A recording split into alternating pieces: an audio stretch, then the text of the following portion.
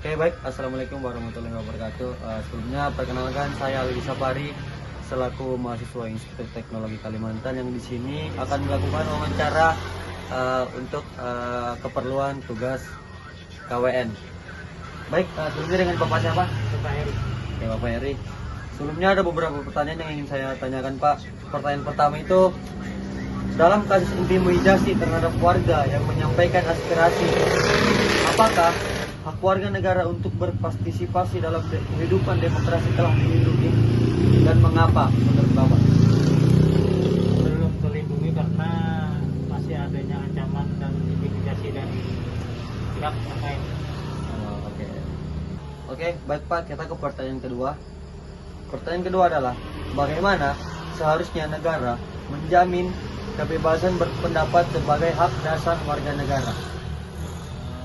Negara mestinya harus melindungi warganya yang untuk melaporkan dan menindak orang yang mau mengintimidasi. Baik Pak, terima kasih. Baik, kita ke pertanyaan ketiga Pak. Pertanyaan ketiga adalah, apakah tindakan intimidasi terhadap warga yang menyampaikan pendapat dapat dianggap bertentangan dengan prinsip hukum yang berkeadilan? Silakan Pak. Karena warga itu berhak menyampaikan pendapat dan harus terbebas dari segala ancaman dan dari orang-orang yang mengintimidasi. Baik, Pak. Baik, kita ke pertanyaan keempat Pak. Pertanyaan keempat adalah, bagaimana seharusnya aparat penegak hukum menangani pelaku intimidasi agar keadilan dapat dirasakan oleh korban? Aparat harus menjalankan satu fokus itu aja dan harus menindak orang-orang yang mengintimidasi tersebut. Oke, baik Pak. Baik Pak, kita lanjut ke pertanyaan kelima. Apakah penyalahgunaan kekuasaan untuk membungkam kritik masyarakat bertentangan dengan nilai anti korupsi? Silakan Pak. Karena kekuasaan itu kadang dipakai untuk kepentingan tertentu dan tidak berlaku untuk masyarakat untuk mengkritik adanya kekuasaan tersebut. Oke, baik Pak. Baik Pak, kita ke pertanyaan yang terakhir. Nilai anti korupsi apa yang paling penting diterapkan untuk mencegah kasus seperti ini? Silakan Pak. Tindakan, sikap, dan kejujuran itu harus diutamakan supaya bisa mendorong kita supaya kita tidak bisa ada terjadinya kecurangan-kecurangan tersebut. Oke. Baik Pak. Sebelumnya saya ucapkan Pak terima kasih karena dari Bapak sudah mau diwawancarai.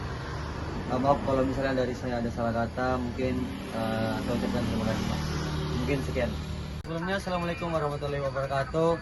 Perkenalkan, saya Lawi Sapari selaku mahasiswa Institut Teknologi Kalimantan yang akan mewawancarai Mbak siapa Bu? Ibu siapa? Oke, Bu Aziza. Kita langsung ke pertanyaan pertama. Pertanyaan pertama adalah, dalam kasus intimidasi terhadap warga yang menyampaikan aspirasi, apakah hak warga negara untuk berpartisipasi dalam kehidupan demokrasi telah dilindungi dan mengapa? Silakan Ibu. Tidak sepenuhnya terlindungi karena adanya ancaman yang membuat warga tidak dapat menyampaikan pendapatnya. Baik Ibu, kita langsung lanjut ke pertanyaan kedua. Pertanyaan kedua adalah, bagaimana seharusnya negara menjamin kebebasan berpendapat sebagai hak dasar warga negara? Silakan Ibu.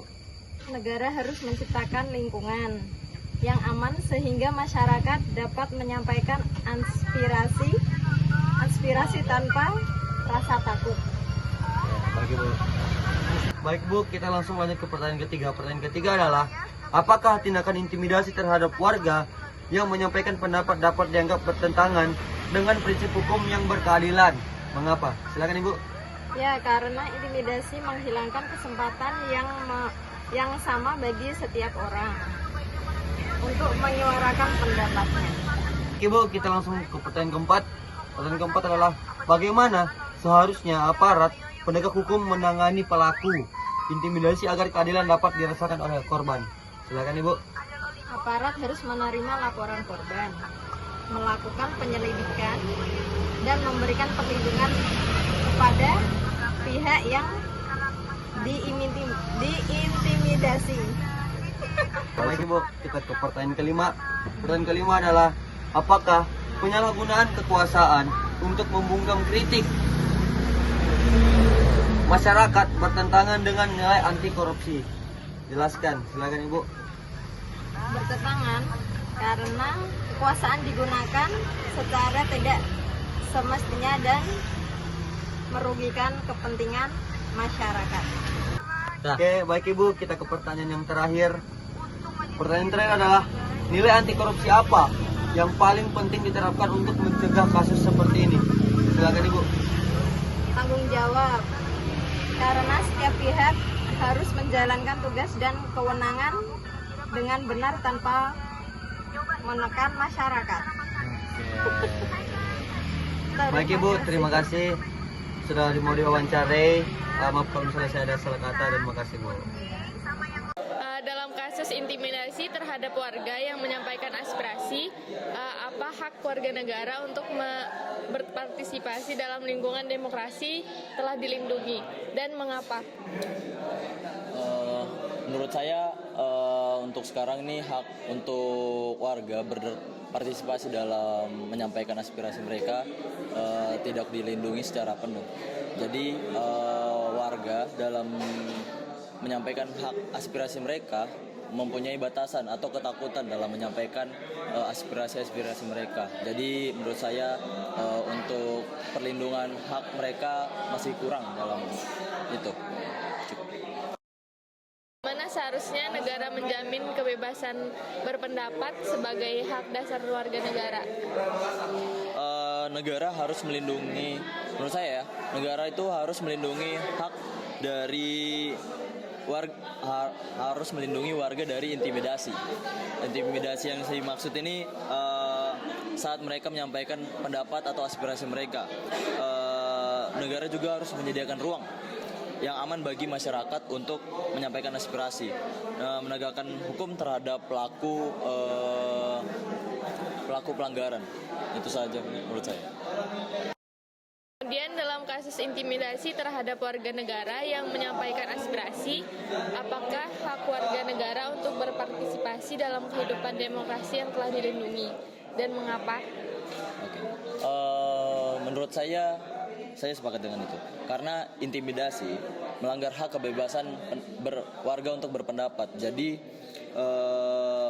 warga itu harus memperoleh perlindungan yang adil dari negara. Kemudian bagaimana seharusnya aparat penegak hukum menangani pelaku intimidasi agar keadilan dapat dirasakan oleh korban?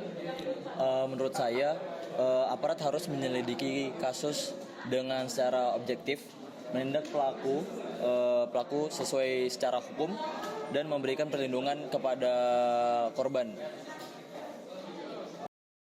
Apakah penyalahgunaan kekuasaan untuk membungkam kritik masyarakat bertentangan dengan nilai anti korupsi? Jelaskan. Menurut saya iya, karena merupakan bentuk penyalahgunaan kekuasaan yang bertentangan dengan prinsip integritas, transparansi, dan akuntabilitas. Jadi saya sepakat dengan itu. Nilai anti korupsi apa yang paling penting diterapkan untuk mencegah kasus seperti ini? Menurut saya nilai yang paling penting itu kejujuran dan tanggung jawab, agar kekuasaan digunakan secara benar dan tidak disalahgunakan oleh aparat-aparat atau oknum-oknum yang tidak bertanggung jawab itu.